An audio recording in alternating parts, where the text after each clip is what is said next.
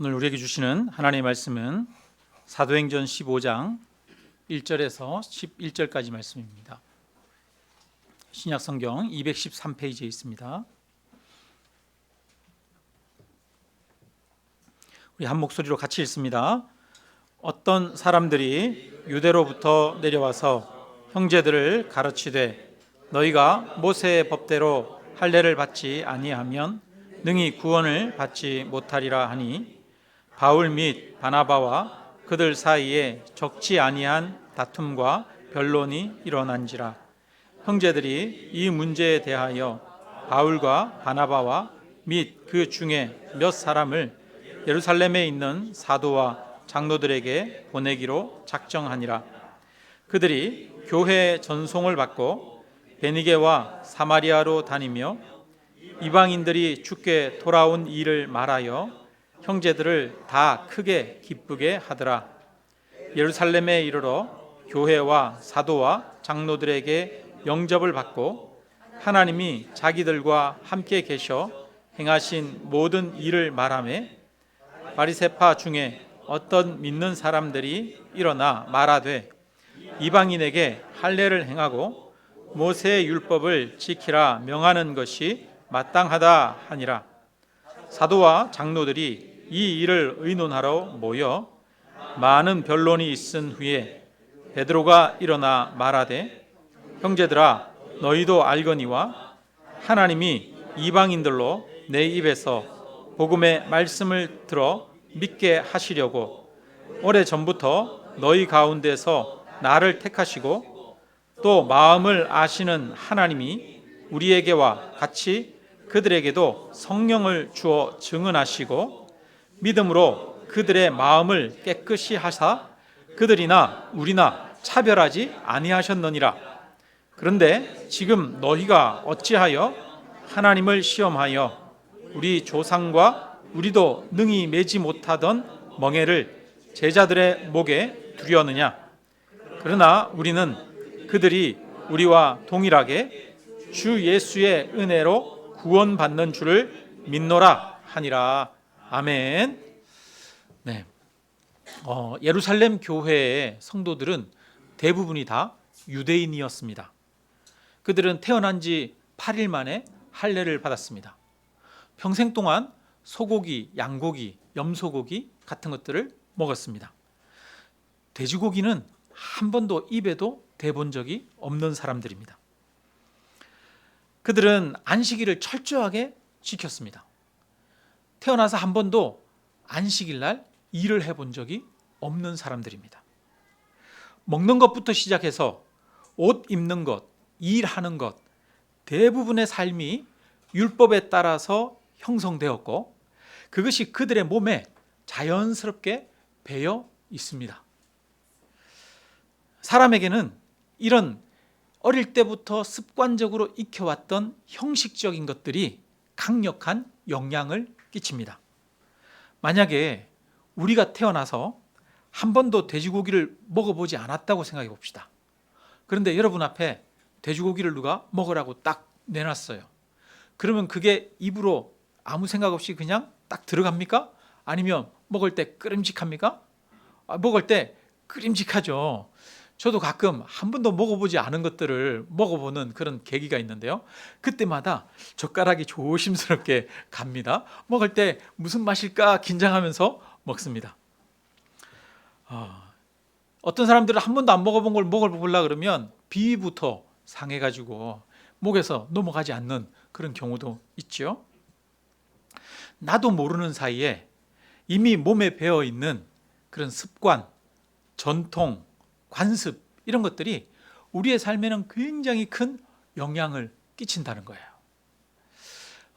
우리나라에 보면 요즘은 해외에서 우리나라에 입국해서 근로를 하시는 분들이 많이 있죠. 외국인 노동자들 중에 이슬람 지역에서 오시는 분들이 많이 있어요. 그들은 평생 돼지고기를 한 번도 먹어본 적이 없잖아요. 그래서 한국에 있으면서도 그분들은 돼지고기나 이런 것들을 여전히 안 먹잖아요.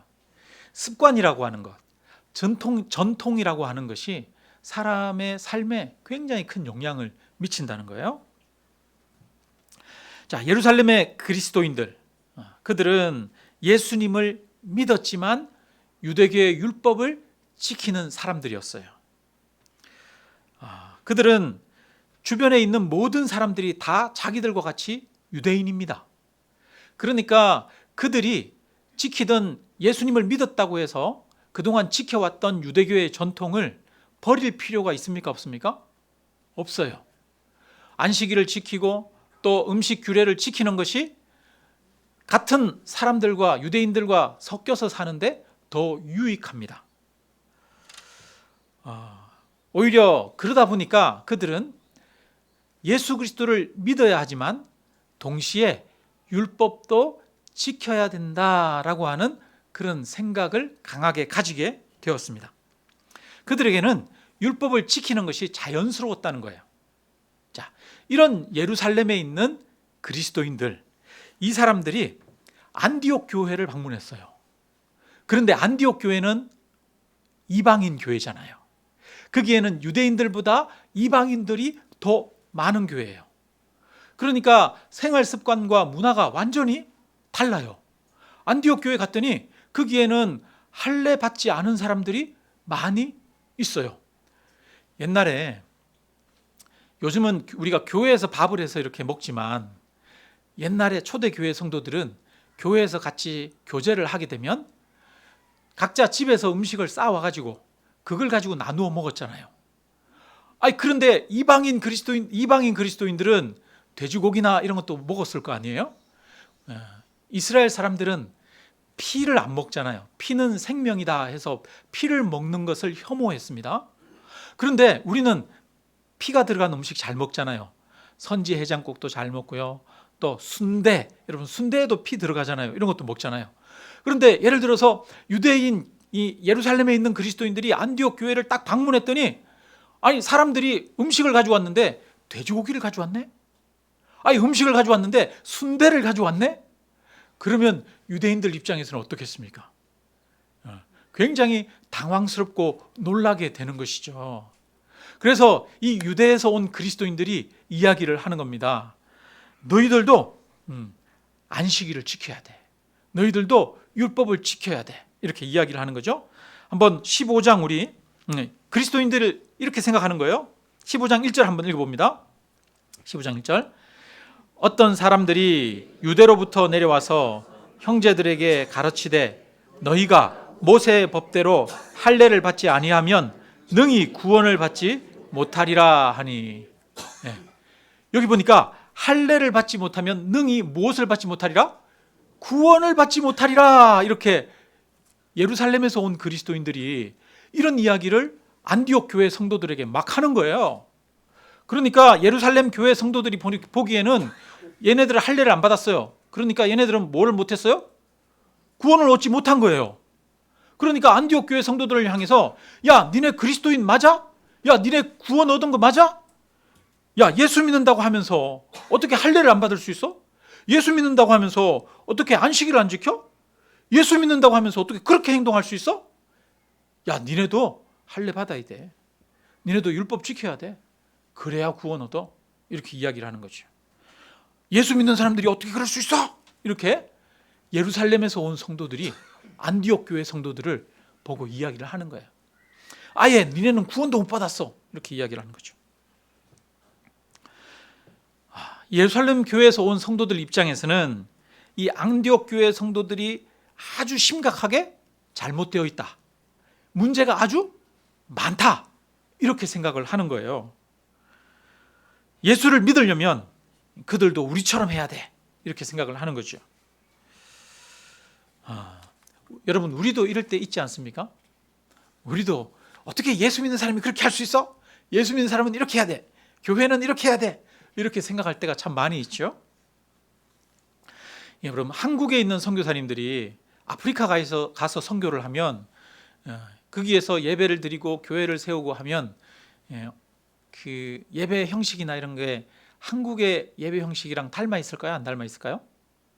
완전히 닮아 있겠죠. 예를 들어서 미국의 선교사님이 아프리카에 선교 갔어요. 그럼 미국의 선교사님들은 어떤 방식으로 예배를 드릴까요? 미국에서 예배 드리던 방식으로 예배 드리지 않겠어요? 사람들은 어쩔 수 없이 자기가 알고 있고 경험하고 쌓아온 것들을 가르치게 되어 있습니다. 사람은 자기가 옳다고 생각하는 것을 옳다고 그렇게 주장하는 경향이 있죠. 자기가 살아가는 방식을 다른 사람에게도 이렇게 살아가야 돼라고 그렇게 가르치고 싶어 합니다. 신앙생활도 마찬가지죠. 우리는 내가 해왔고 내가 배워왔고 내가 해왔던 신앙생활이 맞다고 생각하는 경향이 있습니다. 그래서 다른 사람들에게 요구하죠. 그런데 자기가 알고 있고 배우고 살아가는 그 방식이 다른 사람들에게도 항상 맞는 것은 아닙니다. 내게 맞는 옷이 다른 사람에게도 맞는 것은 아니잖아요. 우리가 예배드리고 우리가 운영하는 교회 방식이 저 아프리카에 있는 성도들에게도 동일하게 딱 적용이 되어야 하는 것은 아닙니다. 그런데 사람은 자기가 옳다고 생각하는 경향이 있어요. 우리나라의 한국 교회가 이렇게 이제 세워질 때 주로 미국의 선교사님들, 캐나다의 선교사님들, 영국의 선교사님들 이런 분들의 영향을 많이 받았습니다. 그 중에도 특별히 미국의 영향을 많이 받았어요. 그리고 당시에는 경건주의나 아니면 또 이런 전통적인 어떤 그런 경건주의 신앙 아니면 그런 하여튼 근본주의적인 이런 신앙들이 선교사님들이 그런 분들이 많았어요.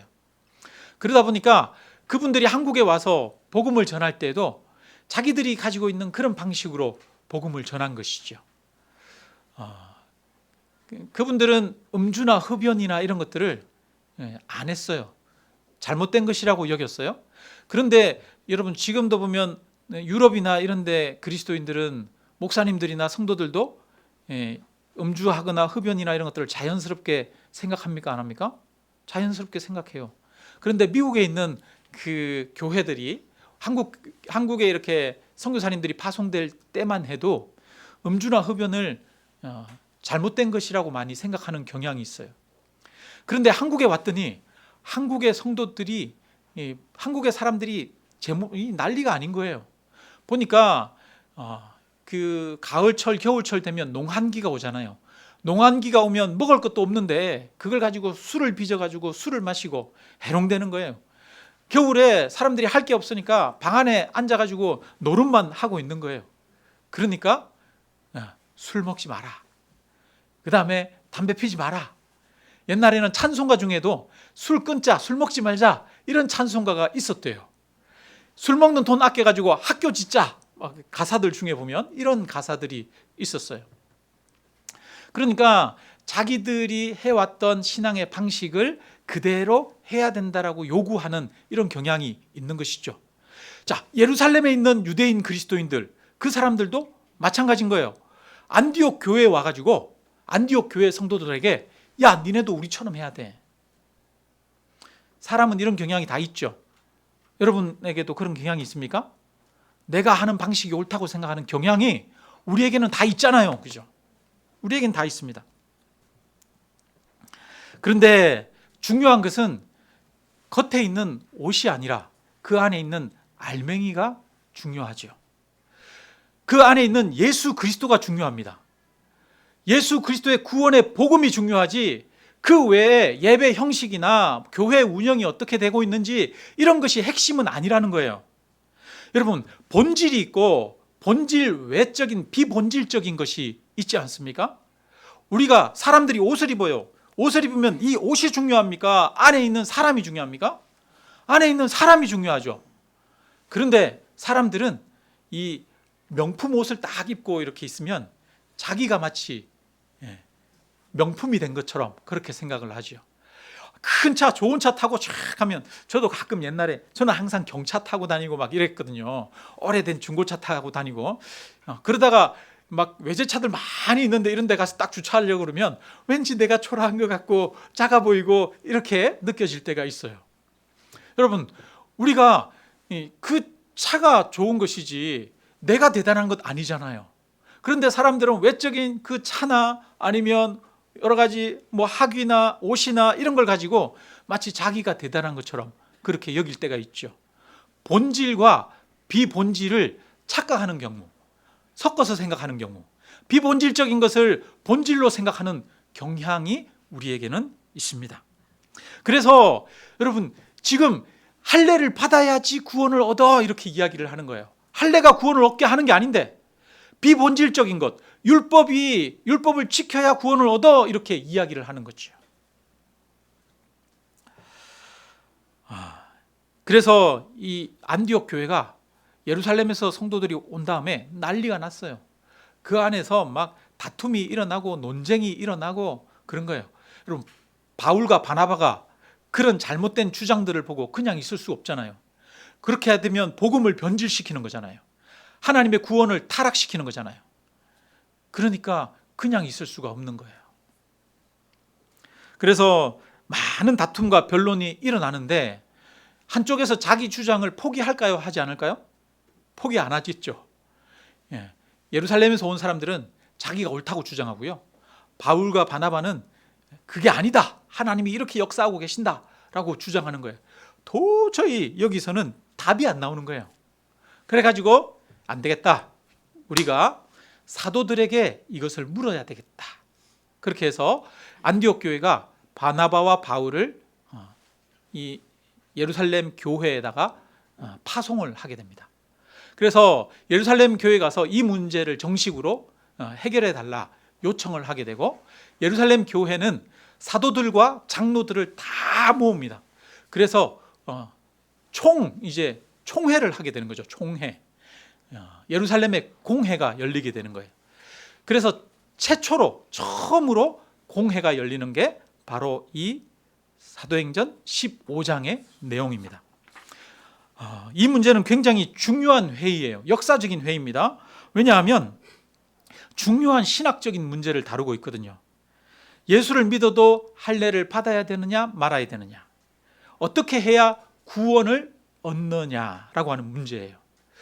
구원 얻는 것에 대한, 구원에 대한 핵심적인 질문이거든요. 그러니까 아주 중요한 신학적인 회의인 것이죠. 자, 거기에서 보면 예루살렘 이 교회에서도 많은 이야기가 오갑니다. 우리 한번 읽어보겠습니다. 5절 우리 같이 읽겠습니다. 바리새파 중에 어떤 믿는 사람들이 일어나 말하되 이방인에게 할례를 행하고 모세의 율법을 지키라 명하는 것이 마땅하다. 반드시 해야 된다. 이렇게 얘기를 한 거예요. 그 다음에 6절에 보니까 사도와 장로들이 이 일을 의논하러 모여 7절 많은 변론이 있은 후에, 여러분, 많은 변론이 있었다는 거예요. 한두 사람이 이야기하고 결론 내려서 끝낸 게 아니라 이 사람들이 이렇게 얘기하면 이 사람들이 반대 증거를 얘기하고 이 사람들이 이렇게 얘기하면 그 반대 증언을 또 막 하고 그러면서 서로 논쟁을 오랫동안 했다는 거예요. 옥신각신 하면서 다툼이 있었다는 거예요. 여러분, 이런 다툼은 있어야 될까요? 없어야 될까요? 있어야 돼요. 이런 신학적인 논쟁은 있는 것이 좋은 거예요. 그래서 이런 신학적인 논쟁과 과정을 통해서 하나님의 뜻이 무엇인지 선명하게 드러나는 것이죠. 하나님의 뜻을 그리고 신학을 온전히 다 알 수가 없어요. 그래서 많은 논쟁과 토론과 회의를 통해서 그 과정들을 거쳐서 오늘날 우리가 믿는 이런 신학이 생겨난 겁니다. 여러분, 우리가 믿는 이 정통 신학이라고 하는 것이 그냥 쉽게 한두 사람에 의해서 만들어진 게 아니에요. 오랜 역사에서 역사적인 어떤 사건들이 일어나고 그 사건들, 논쟁들이 일어나고 그 논쟁들을 사도들이 모여서 아니면 교부들이 모여서 목회자들이 모여서 토론하고 논쟁하고 싸우고 하는 과정들을 통해서 신앙을 정립한 것이죠. 그래서 그렇게 해서 수천 년의 과정이 있었던 거예요. 그 수천 년의 과정은 한두 사람이 그냥 휙 바꿀 수 있는 게 아닙니다. 오랜 과정을 통해서 검증되어진 그런 신학인 거예요. 그래서 뭐가 중요하다? 정통적인 신앙이 중요하다는 거예요. 이단들이 말하는 한 사람이 만들어내서 그 사람이 깨달았다라고 하는 그것이 잘못되었다는 거예요. 그래서 많은 변론이 있은 후에 여러분, 많은 변론을 해야 되는 이유는 뭐냐면 사람들의 마음을 하나로 모으기 위한 겁니다. 충분히 토론해야 하나로 마음을 모을 수 있고 의견의 일치를 이룰 수 있는 것이죠. 그래서 마지막에 보면 26절에 보면 만장일치로 결정하였노라 이렇게 말해요. 충분히 논의한 이후에 이것들을 만장일치로 결정했어요. 그래서 신학적인 논쟁이나 이런 것들은 충분히 토론하고 논쟁할 필요가 있습니다. 자, 그 다음에 이 바울이 말합니다. 7절 우리 다시 한번 읽어보겠습니다. 많은 변론이 있은 후에 베드로가 일어나 말하되 형제들아 너희도 알거니와 하나님이 이방인들도 내 입에서 복음의 말씀을 들어 믿게 하시려고 오래전부터 너희 가운데서 나를 택하시고 8절 읽습니다. 또 마음을 아시는 하나님이 우리에게와 같이 그들에게도 성령을 주어 증언하시고, 네, 여기에 보니까 그들에게도 성령을 주어 증언하시고 이 이야기를 하고 있어요. 이 이야기를 보면 어떤 내용이 생각납니까? 앞에 10장에 나오는 고넬료 사건이 기억이 나죠. 이 베드로가 이방인 고넬료 집에 초청을 받았어요.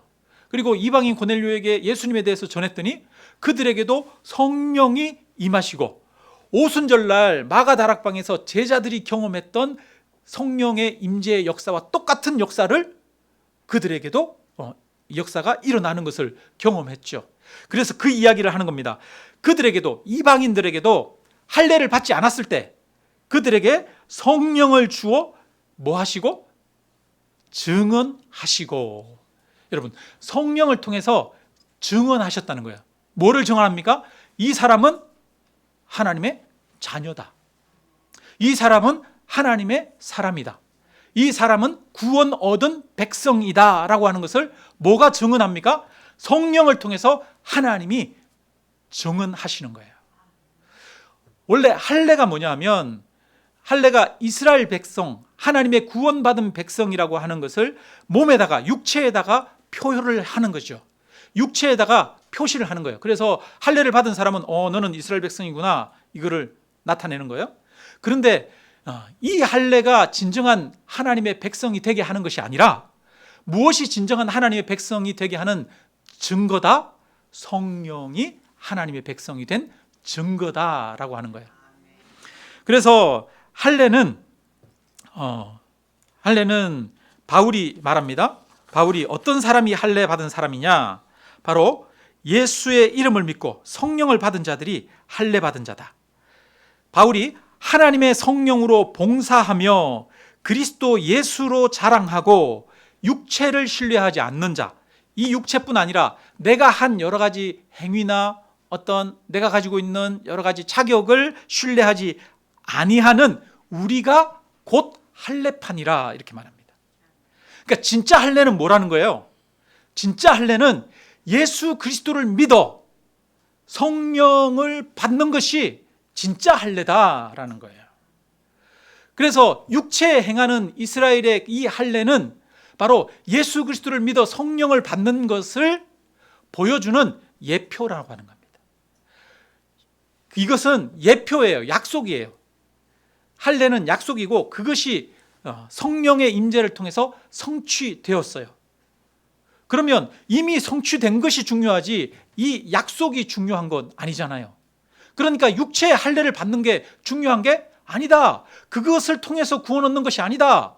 구원은 예수 그리스도를 믿어 성령의 인치심을 받아 구원을 얻는 것이다 라고 이야기를 하는 것입니다.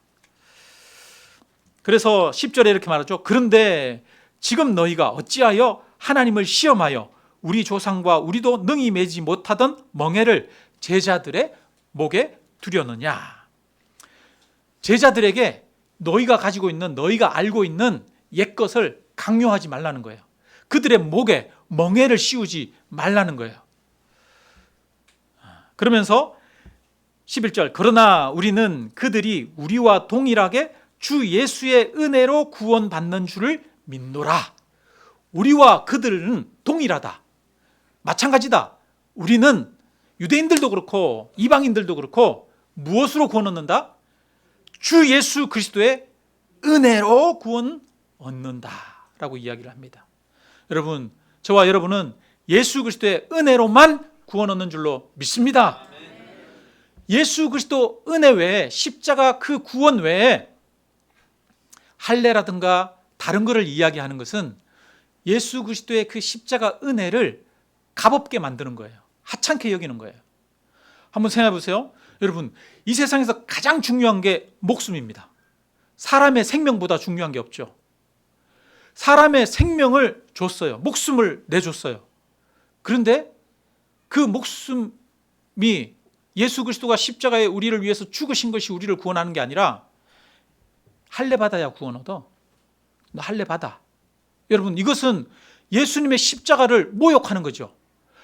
하나님이 우리를 하나뿐인 아들을 십자가에 내어주시기까지 우리를 사랑하셨고 그 사랑으로 우리를 구원하셨는데 우리를 위해서 전부를 내어주셨는데 야, 니네 헌금해야 돼. 야, 니네 예배 빠지면 안 돼. 야, 니네 안식일 잘 지켜야 돼. 율법 지켜야 돼. 그래야 구원 얻어. 이렇게 말하는 것은 예수 그리스도의 십자가 은혜를 약화시키는 거죠. 하나님의 사랑을 하찮게 만들어버리는 거예요. 하나님의 사랑을 하찮게 만들어버리고 내 행위, 내가 가지고 있는 자격, 이런 것들을 강조하는 것이죠. 여러분, 우리는 하나님 앞에 내세울 것이 아무것도 없습니다. 육체의 할례가 우리를 구원하는 것이 아닙니다. 내가 가지고 있는 섬김과 봉사가 우리를 구원하는 것이 아닙니다. 내가 가지고 있는 지혜와 지식이 나를 구원하는 것이 아닙니다.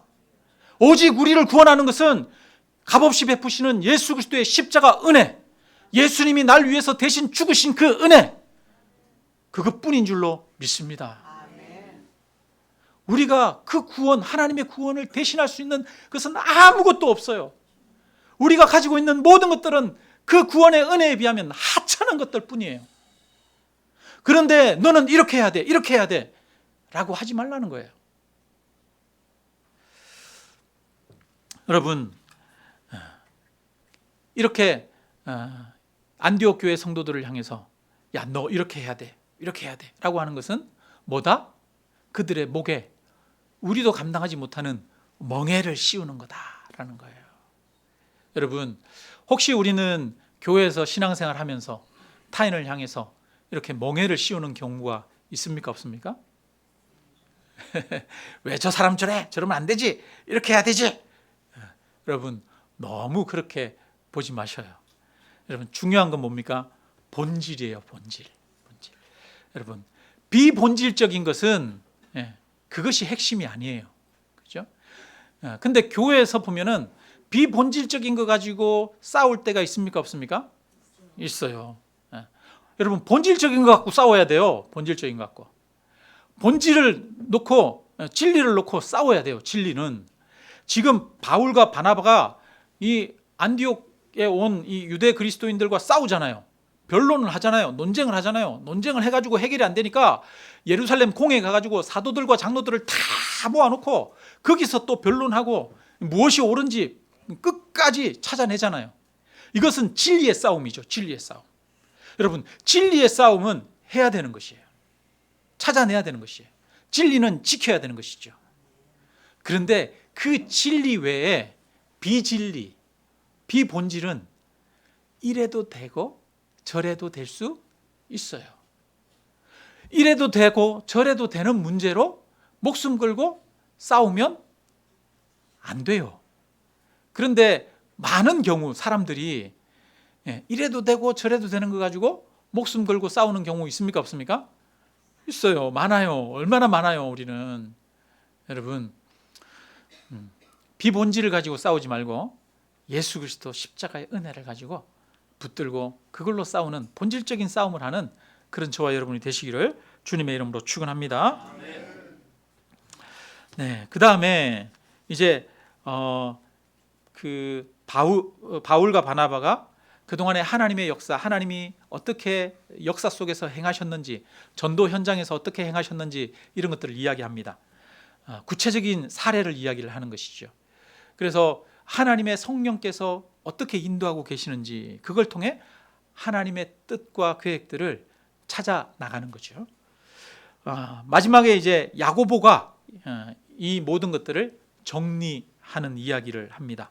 그러면서 16절에 보니까 16절 17절 이후에 내가 돌아와서 다윗의 무너진 장막을 다시 지으며 또 그 허물어진 것을 다시 지어 일으키리니 이는 그 남은 사람들과 내 이름으로 일컬음을 받는 모든 이방인들로 주를 찾게 하려 함이라 하셨으니, 이렇게 말하면서 구약의 성경을 가지고 와서 야고보가 이야기를 합니다. 그러면서 구약에도 보니까 이방인들로 하여금 주를 찾게 하려 함이다. 이렇게 이방인들이 주를 찾는다, 이방인들이 다윗의 장막을 세운다, 이렇게 이야기를 합니다. 그러면서 성경의 증언을 가지고 이것이 진리인지 아닌지 다시 확증을 하는 것이죠. 여러분, 우리의 기준은 전통이 아니에요. 우리의 기준은 교회가 해왔던 방식이 아니에요. 여러분, 우리의 기준은 성경이 기준이에요.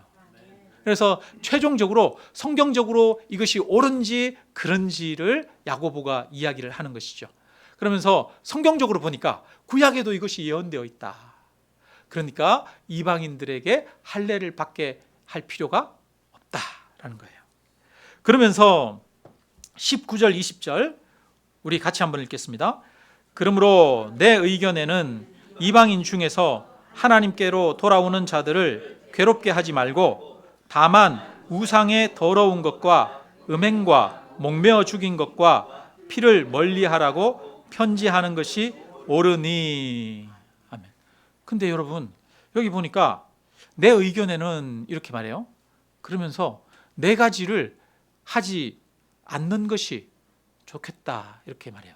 그 네 가지가 뭡니까? 첫째, 우상의 더러운 것과, 거기에 보면 29절에는 우상의 제물과 이렇게 말해요.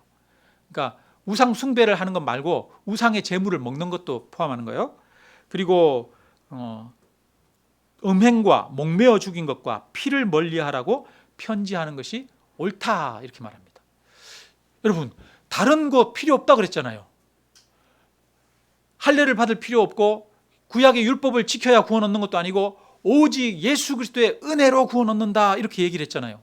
그리고 나서 뒤에 와가지고는 야, 우상의 제물 먹지 마, 목매 죽은 거 먹지 마, 피채 먹지 마, 음행을 피해, 이렇게 이야기하는 거예요. 왜 목매 죽은 거 먹지 말라고 그럽니까? 생명이 피에 있다라고 여겼죠. 그래서 피를 먹지 말라고 구약에서는 이야기를 하죠. 그래서 유대인들은 항상 짐승을 잡을 때는 목을 찔러서 피를 흘려서 그 짐승을 먹었어요. 그래야 먹었어요. 피를 쫙 빼서 먹죠. 그런데 목매 죽으면 피가 안 빠지죠. 피째 먹는 거랑 마찬가지예요. 그런 것들을 유대인들은 혐오했어요. 우상에게 바치는 제물을 유대인들은 먹지 않았어요. 우리 다니엘 이야기 알죠? 다니엘이 바벨론의 포로로 끌려갔잖아요. 그렇게 해서 그 왕궁에 들어갔는데 왕궁에서 왕이 주는 음식을 먹습니다. 왕이 주는 산의 진미를 먹어요. 고기를 먹어요. 여러 고기를 주는데 다니엘이 그걸 먹지 않기로 작정해요. 나는 고기 안 먹겠습니다. 나는 채소만 먹겠습니다. 그렇게 얘기합니다. 다니엘이 왕이 주는 음식을 먹지 않기 위해서 목숨을 걸어요. 왜 왕이 주는 음식을 먹지 않습니까? 그 음식은 우상에게 제물로 바쳐졌던 것들을 가지고 와서 나누어 주는 것들이기 때문에. 그래서 다니엘을 보면 우상에게 바친 제물을 안 먹는 이 문제를 가지고 유대인들은 목숨을 걸었다는 얘기예요. 피째 먹지 않는 문제. 그 사울 왕 시대에 보면 피가 있는 대로 그대로 그냥 그거를 잡아서 먹어가지고 사람들이 하나님의 진노를 받아가지고 많은 사람들이 죽게 되잖아요. 그래서 이런 일들을 극단적으로 유대인들은 혐오하고 피했다는 거예요. 자, 그래서 21절 이렇게 말합니다. 21절 같이 읽습니다. 이는 예로부터 각 성에서 모세를 전하는 자가 있어 안식일마다 회당에서 그 글을 읽음이라 하더라. 자, 이렇게 우상에 들어온 것과 음행과 목매어 죽인 것, 피를 멀리 해야 되는 이유는 예로부터 각 성에 모세를 전하는 자가 있었고 안식일마다 회당에서 그 글을 읽음이라. 당시에 로마에 여러 도시들이 있는데 모든 도시에는 유대인들이 살고 있어요. 유대인들은 10명만 모여도 회당을 만들어요. 그리고 안식일마다 그들이 모여서 회당에서 율법을 읽어요. 유대인들이 모든 도시에 유대인들이 다 곳곳에 있고, 교회에도 이방인 그리스도인들이 있고 유대인 그리스도인들이 있는 거예요. 그 유대인 그리스도인들은 극단적으로 우상의 제물을 싫어해요. 뿐만 아니라 목매어 죽인 거, 피와 음행을, 종교 제사적인 그런 음행을 극단적으로 정죄하고 싫어해요. 그런데 그들 앞에서 야, 우리 이건 아무것도 상관없어. 이거는 다 비본질적인 거야. 비본질적인 거니까 예수 그리스도를 믿음으로 구원 얻으니까 우리는 목매어 죽인 거 먹어도 돼 라고 해서 먹으면 어떻게 되겠습니까? 유대인 그리스도인과 이방인 그리스도인 사이에 관계가 깨지는 거죠. 그러니까 이 말은 구원을 위해서 목매어 죽인 거 먹지 말라, 이 얘기가 아니에요. 나중에 보면 고린도 전서에 보면 바울이 우상의 제물에 대해서 이야기를 하잖아요. 누군가가, 다른 사람이 너를 초청했어, 고기를 내주거든, 그 사람한테 묻지 말고 먹으라는 거예요. 야, 이거 우상의 제물이야 아니야? 묻지 말고 그냥 먹으래요. 우상의 제물이어도 제물인데 먹어도 된다는 거야, 안 된다는 거예요? 먹어도 상관없다는 거예요. 그런데 만약에 그 사람이 이거 제사 지냈던 음식이야 그러면서 주면 먹지 말라는 거예요. 왜 먹지 말라는 거예요? 먹어도 되는데, 모든 음식이 하나님이 주신 것인데 그 주는 사람이 이것은 우상에게 바쳤던 거야 라고 해서 줬기 때문에 혹시라도 그 준 사람이 내가 그것을 먹으면 시험에 들까 해서 먹지 말라는 거예요. 그러니까 여기에서 우상의 제물과 목매어 죽인 것, 피, 음행 이런 것들을 하지 말라는 이유는 그것이 구원 얻게 하는 것이 아니라 그것이 서로의 관계를 위해서 유익하기 때문에, 사랑의 교제를 위해서 유익하기 때문에 하지 말라는 거예요. 그러니까 사랑의 원리를 아주 중요하게 생각을 하는 것이죠. 여러분, 우리는 본질을 지켜야 합니다. 그 본질 안에서 비본질적인 것에 대해서는 자유를 가져야 합니다. 비본질적인 것을 가지고 타인을 구속해서는 안 되죠. 그러나 우리는 때로는 이 비본질적인 것조차도 우리는 사랑의 원리 안에서 행해야 하는 것이죠. 나를 위한 것이 아니라 타인을 위해서, 다른 사람을 위해서 나에게 주어져 있는 자유를 내 스스로 제한할 그런 필요가 있는 것이죠. 이것이 바로 성도가 가지고 있는 자유요, 성도가 가지고 있는 사랑입니다. 여러분, 무엇이 우리를 자유케 합니까? 오직 예수 그리스도의 은혜와 그 사랑이 저와 여러분을 자유케 합니다. 여러분, 예수 그리스도의 은혜와 사랑 안에서 우리는 신앙생활에 진정한 자유와 기쁨을 누리시기를 주님의 이름으로 축원합니다. 여러분, 좀 잘못해도 돼요. 좀 실수해도 돼요. 좀 다른 방식으로 살아도 돼요. 그렇다고 해서 우리가 구원을 얻지 못하는 거 아니에요. 예수 그리스도의 은혜와 사랑으로 저와 여러분은 구원 얻었습니다. 우리는 자유합니다. 그런데 그 자유를 누려야 됩니다. 여러분, 그 자유를 저와 여러분이 가지고 있어야 됩니다. 그런데 그 자유를 나의 만족과 나의 즐거움만을 위해서 사용하지 말라는 거예요. 그 자유는 누구에게 구속이 되느냐? 타인을 향한 배려로 인해서 나의 자유가 제한이 되는 거예요. 누군가를 사랑하기 때문에, 성도들을 사랑하기 때문에 내가 할 수 있는 것을 안 한다는 거예요. 성도들을 사랑하기 때문에 네가 원하는 방식을 내가 따라준다는 거예요. 우리 안에 이런 하나님의 그 놀라운 그 십자가 은혜와 그 진리가 우리에게 살아있고, 그리고 그 십자가는 또 사랑을 보여주지 않습니까? 그 놀라운 자기를 십자가에 못 박는 그 하나님의 은혜와 사랑이 또한 우리에게 있기를 주님의 이름으로 축원합니다. 그래서 우리에게는 진리가 필요합니다. 우리에게는 사랑이 필요합니다. 주 예수의 은혜가 필요합니다. 우리에게 요긴한 여러 가지 그것들을 스스로 자원하여 지키는 것이 필요합니다. 그래서 우리가 예수 그리스도의 진리 안에서 자유롭고 그 사랑 가운데에서 풍성한 그런 신앙생활이 되기를 주님의 이름으로 축원합니다. 우리 함께